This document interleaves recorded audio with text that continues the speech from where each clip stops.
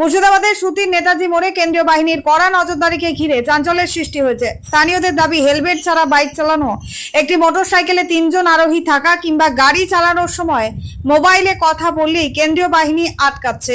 অভিযোগ, কিছু ক্ষেত্রে লাঠি দিয়ে মারধর করা হচ্ছে, এমনকি প্রকাশ্য রাস্তায় কান ধরে ওঠবোস বা হাঁটতেও বাধ্য করা হচ্ছে বলেই অভিযোগ উঠেছে। এছাড়াও রাস্তার ধারে টোটো দাঁড় করালেও লাঠি দেখিয়ে সেখান থেকে সরিয়ে দেওয়া হচ্ছে বলেই দাবি স্থানীয়দের।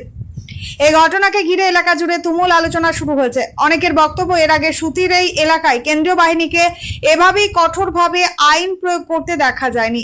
তবে এই সমস্ত অভিযোগের বিষয়ে এখনো পর্যন্ত কেন্দ্রীয় বাহিনীর পক্ষ থেকে কোনো আনুষ্ঠানিক প্রতিক্রিয়া পাওয়া যায়নি।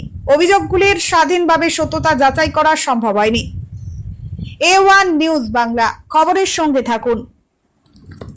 আমি বিভিন্ন সূত্র থেকে জানতে পারছি, আমরা এমনকি সোশ্যাল মিডিয়ার সংবাদ থেকে, যে ঔরঙ্গাবাদে বিশেষ করে যে প্যারামিলিটারি ফোর্স অর্থাৎ কেন্দ্রীয় বাহিনী যারা বাইক চালাচ্ছে কিংবা ডবল যাচ্ছে, হেলমেট পরছে না, তাদের উপরে লাঠিচার্জ পর্যন্ত করছে, কান ধরে উঠবোস করাচ্ছে।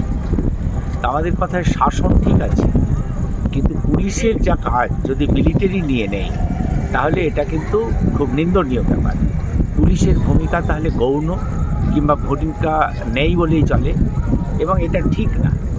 এবং আমরা দেখছি যে বিভিন্ন সময়ে ব্যাপক আওয়াজ করে বিভিন্ন গাড়ি মানে বোমবাস্টিং আওয়াজ করতে করতে চলে যাচ্ছে, সেই জায়গায় পুলিশের কোনো আমরা সক্রিয়তা দেখতে পাচ্ছি, এবং বেপরোয়াভাবে 2-3 জন মিলে গাড়ি চালাচ্ছে, আমরা কিছুই দেখতে পাচ্ছি।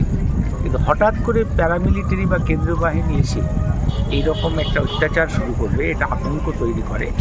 পুলিশকে বলবো, তাদের কাজ এটা, ট্রাফিক পুলিশের কাজ এগুলো সঠিকভাবে যেন দেখে।